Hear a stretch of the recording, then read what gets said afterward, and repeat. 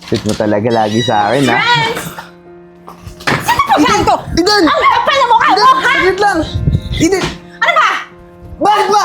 Ano ba, babe? Bakit mo yung kinakaman? Anong babe, ha? May asawa yan! Eden! Pake kung asawa ka niya. Ano Ako ba? bakit?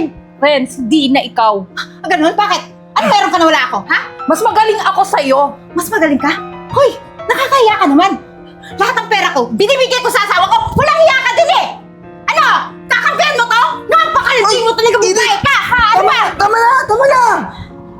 Ano tama na, Renz? Ako yung asawa mo! Ano, masaya ka na ba sa kanya? Oo! Masayang masaya ako sa kanya.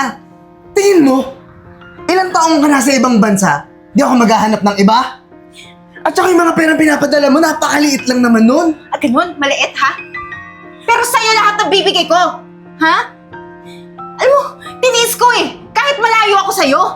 Pero, hindi ko alam bakit mo nagawa to sa akin. Tiniis mo, ha? Eh sa tingin mo ako hindi ako nagtiis? Ilang taong kang wala dito sa Pilipinas, tsaka kahit nandito ko naman sa Pilipinas, wala kang silbi. Kaya ka nga umalis, di ba? Kasi may gusto kang patunayan. Ano na patunayan mo pag alis mo? Di ba wala din? Ano wala? Bakit anong trabaho sa ibang bansa? Katulong! Bakit? Hindi ba yung Domestic matino, helper. ha? Hindi ba yung matino? Eh, ikaw nga eh. Sa akin ka lang umaasa. Marami ako napundar dito. Ha? Hoy! Hindi ako umaasa sa'yo. Ikaw may gusto nun magpadala sa akin ng mga perang hindi ko naman hiningi. Hindi mo hindi. Pero ito, tingnan mo naman. Mas Alam mo- maganda sa'yo. Paiyak-iyak ka pa. Kahit umiyak ka, hindi ka na niya papalikan dahil ako na ang mahal niya. Oo. Mahal ko na si Kat. At alam mo ba? Mas maganda pa trabaho nito sa'yo eh. Hindi na nito kailangan mag-ibang bansa para mabuhay kami. Hindi tulad mo! Na nasa ibang bansa. Katulong, naguhugas ng puwet. Nakakahiya ka? Nakakadiri yung trabaho mo. At saka kung papapiliin ako, hindi kita gagawing asawa. Eh, bakit mo ko pinakasalan? Pinakasalan kita kasi pinikot mo lang ako. Hindi ka na pinikot. Ginayuma mo lang ako. Huwag kang gumagawa ng kwento, Renz. Di ba ginusto natin magpakasal? Nagmamahalan tayo dati. Eh, dahil yan, umenter yan sa buhay natin. Yan. Yung utak mo, ha? Alam mo, Nalason. Hoy, ang lakas ng loob mo, ha? talaga. Dahil mas maganda ako sa'yo. Kahit umiyak ka nung umiyak, maghapon ka umiyak, hindi ka magiging kasing ganda ko. Kaya tanggapin mo na na akin na si Renz. Kahit anong pagpapaganda mo at koloret sa mukha mo, yung ugali mo, hindi na yan mawawala. Hindi na yan mapapalitan kasi demonyo ka. Huh? Okay lang, may Renz naman ako. Ikaw wala. Demonyong maganda. Hindi tulad mo. Ikaw nga wala ka ng silbi eh. Ako walang silbi? Oo, wala kang silbi, nakakahiya yung trabaho mo sa ibang bansa. Ano tong bahay na to, ha? Akin to, di ba? Binababoy niyo yung bahay ko. Mawala kayong modo. Mga bastos! Ikaw, lumayas ka dito, babae! Ka! Ano ba? Huwag mo siyang sasaktan, Eden ha. At saka kung may lalayas dito, hindi siya. Ikaw! Ikaw yung lumayas dito. Huwag mong sasaktan si Kat ha. Bakit ako? Ikaw yung lumayas. Bakit ko to rin? Lumayas ka dito! Lumayas ka! Dali mo yung gamit mo. Basura mo! Ikaw yung lumayas dito. Ikaw yung lumayas dito. Yan yung palayasin mo, ha? Ako Ikaw ang lumayas. Sinasabing basura ko. Hindi ako basura. Yan yung basura. Ito yung Kayo yung basura. Ha? Yan, gamit mo yung basura at saka ikaw. Lumayas ka na. Tandaan nyo to. Ang mga basura, bumabalik pa rin sa basura. Layas! Huwag ka nang babalik dito! Sama mo na yung basura mo! Ang kapal ng mukha mo. Higad! Pangit! Ahas! Alis na! Dami sinasabi. Ika na, babe. Sa pagdadrive mo, ha? Oo naman. O bukas sunduin mo dito.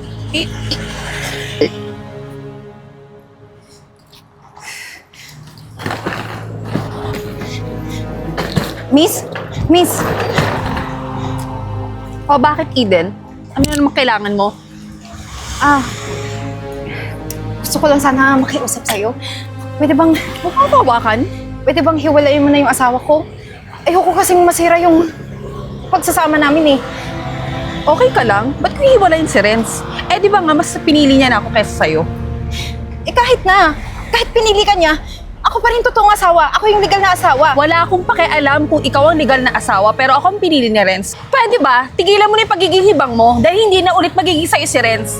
Pero miss, pwede ba mag-isip ka muna? Masisira yung buhay mo. May asawa siya. Ikaw ang mag-isip Dahil paulit-ulit ko na sinasabi sa'yo, hindi na babalik sa'yo si Renz dahil ayaw niya na sa'yo. Hindi yan totoo. Hindi ako naniniwala na hindi na ako mahal ni Renz. Alam kong mahal ako ni Renz. Siguro, binilog mo lang yung ulo niya. Ano bang pinakain mo sa asawa ko? Wala akong pinakain, talagang mas magaling nang ako. Alam mo kung bakit kayo iniwan ni Renz? Bukod sa pangit ka, pangit ang trabaho mo, mas magaling ako sa kama. Hindi mo ba alam kung ilang beses ka namin pinagtatawanan? Kung ilang beses niya sinabi sa akin kung gaano ka kaboring sa kama? Sinabi niyo yun? Oo, kahit itanong pa kay Renz. Sigurado ka? Oo, ulit-ulit ka. Ganon? Eh, gaga ka pala eh. Mas gaga ka. Kapal talaga ng mukha mo. Hindi pa tayo tapos. Wala akong pakialam. Basta akin si Renz. Kahit ilang beses mo ako sampalin, akin si Renz. Sisiguraduhin ko. Maaagaw ko ulit si Renz. Mangarap ka. Bye.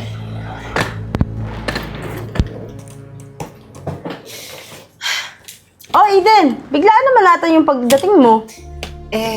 Gusto ko sanang surprisahin yung asawa ko kaso ako yung na-surprise pag uwi ko eh. Meron siyang kabit. Sabi ko sa'yo di ba tama yung sinasabi ko sa'yo na may pinagkakaabalahan niyang asawa mo? Ayoko naman maniwala dati kasi alam kong mahal ako ng asawa ko. Pero ngayon na mismo ako yung nakakita, hindi ko alam anong gagawin ko eh. Buti na lang, sa akin mo pinapadala yung pera mo. Kasi kung nagkataon, ubus na yan. Wala ka nang madadatnan pag uwi mo. O, tingnan mo ngayon. May 10 branches na tayo.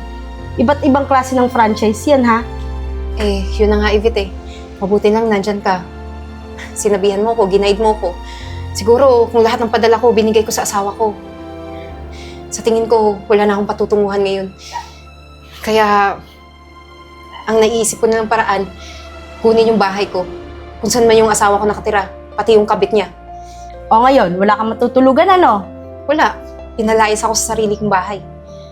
Oh, huwag kang mag-alala. Kasi yung condo, fully paid na yon. Pwede mo na yung matirhan ngayon. Pwede ka nang matulog doon. Ganun ba? Naku, maraming salamat ha. Malaki yung utang na loob ko sa'yo. Kasi inasikaso mo lahat ng mga business at saka investment na pinahawakan ko sa'yo. Wala kang pera, di ba? Oh, huwag kang mag-alala. Malaki yung pera mo dito sa bangko. Yung 5 million, ibibigay ko sa'yo. Maliit lang yan. Galing yan sa kinita ng franchise natin. Ng franchise mo. At saka, ibibigay ko yun sa'yo lahat. Gulatin mo yung asawa mo. Ipakita mo sa kanya na may napondo ka kahit na wala ka dito. May na-invest ka. Ako, maraming salamat ha. Buti na lang ikaw yung naging kapatid ko. Mapagkakatiwalaan kesa dun sa asawa ko. Siya, sige. Hihintayin ko na lang yung pera na ipapadala mo sa akin. Tapos, mauna na ako dun sa condo. Oh, wait lang. Aalis ka na? Oo. Oh, syempre. May sasakyan ka eh. Oh, sa'yo yan.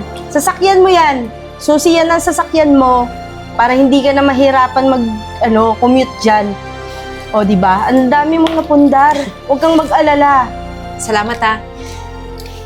Malaki yung utang na loob ko sa'yo. Sige na, mauna na muna ako. Gusto ko na magpahinga. Sige, Aiden. Ingat ka.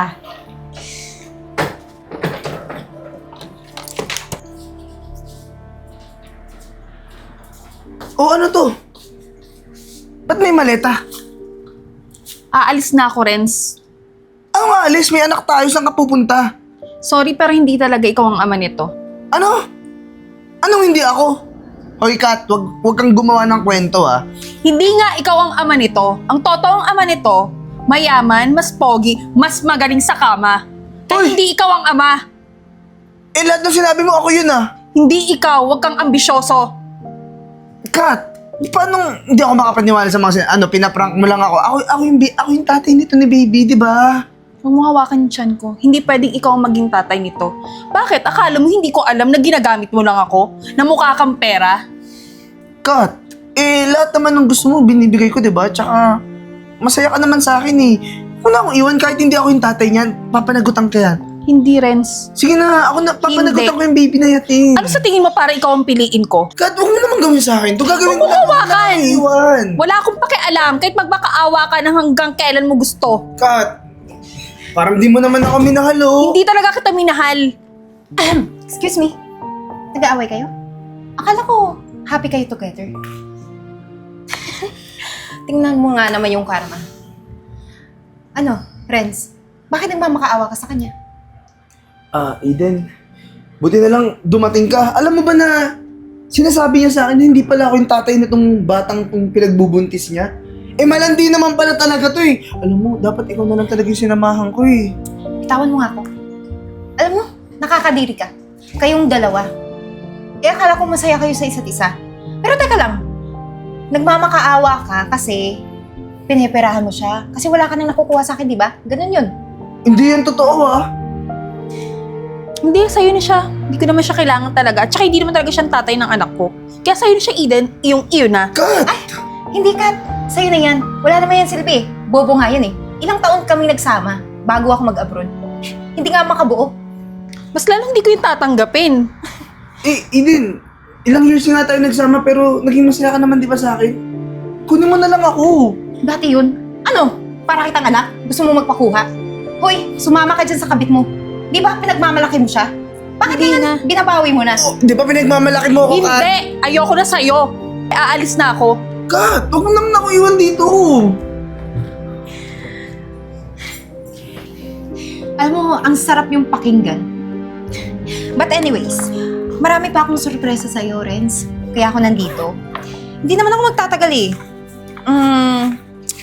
Sa totoo niyan, 3 surprise ang para sa'yo ngayon.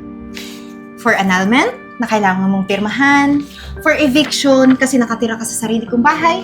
At, supina, kaso ko, laban sa'yo dahil sa pangangabit mo. Eden, hindi ko tatanggapin lahat yan. Bakit hindi mo Asawa tatanggapin? mo ko, di ba? Alam kong asawa kita. Nagsama tayo, nangako tayo sa altar, nagpakasal tayo, di ba sabi mo, hindi mo ako iiwan, mahal kita, mahal mo ko. Eh bakit Sa hirap umuwi at ako? ginawa. Yung umuwi ako, Renz, ganun din yung sinabi ko sa'yo, mag-asawa tayo, legal yung asawa. Hindi yun totoo, yung Kat, malandi yun, ginayuma ako nun. Pinikot lang ako nun. Ikaw yung gusto ko talaga, Eden, huwag mo ko iwan. Ginawiyuma ka man o hindi, wala na akong pakialam. Ang importante ngayon, mabawi ko kung ano yung sa'kin. Kaya ito ngayon, binibigay ko sa'yo para pirmahan mo. Bibigyan kita Yung na... mabawi mo yung para sa'yo, ako yun, bawiin mo na ako, di ba? Ano ba? ganito na ako. Sinabi kong ayaw ko na sa'yo. Talagang tigas ng ulo mo, no? Bibigyan kita ng 2 araw para mapirmahan to. Kung hindi mo to pipirmahan, talagang pupwersahan ko yung mga lawyer ko para makulong ka.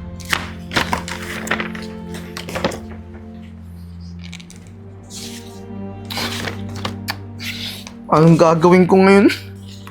Oh, Mr. Enriquez, nandito na po ako naghihintay sa inyo. Baka po kasi maligaw. Eden, Teka lang po ha, tawagan kita. Eden, inabangan talaga kita dito. Patawarin mo na ako, please. Teka nga lang, ano bang ginagawa mo Ayoko dito? na maging pulube. Ayoko na, Eden. Alam mo, napakadrama mo. Tingnan mo mukha mo, oh. Hindi sincere. Sincere nga to, Eden. Ayoko na maging pulube. Patawarin mo na ako. Nakakahiya ka. Tumayo ka dyan. Mahalin mo na lang ako ulit. Tingnan mo, hindi ka ba naawa sa akin? Ito na kinahinatnan ko. Minahal nga kita. Lahat na nga binigay ko sa'yo eh. Pero ang ginawa mo, nangabit ka. Ngayon, sa lahat ng ginawa mo, hindi kita mapapatawad. Hindi pa ba sapat? Patawarin mo na lang ako, Eden. Ano ginagawa mo? Ang baho mo, hindi mo ba naaamoy yung sarili mo? Dumidikit ka sa akin? Sana, Pinagsisihan ko na lahat ng mga ginawa ko sa'yo. Balikan mo na lang ako. ganyan ba yung nagsisisi?